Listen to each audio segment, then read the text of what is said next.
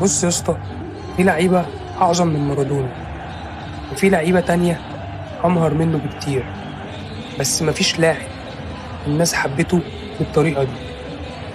وده يمكن أغرب سر في تاريخ الكورة. إزاي راجل كان عصبي متهور ومدمر نفسه بنفسه يفضل عايش في قلوب الناس أكتر من اللاعب المتكامل؟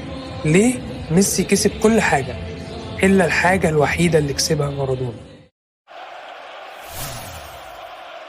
مارادونا يا سيدي ما طلعش من أكاديمية مكيفة ولا فيها ملايين، ولا كان مشروع نجم عالمي. دييجو طلع من الفقر، من الطين، من حواري فيا فيوريتو اللي كان العيال فيها حلمها بس إنها تاكل. الراجل كان شايل أهله وبلده فوق ظهره وهو عنده 16 سنة، ولما الناس شافته شافوه واحد منهم، واحد شبههم، واحد بيغلط ويتعور ويقع ويقوم زيهم. عشان كده مارادونا عمره ما كان مجرد لاعب كورة، ده كان ابن الشارع اللي دخل قصر الباشا وقال لهم أنا جيت عشان أعلم عليكم واحد واحد.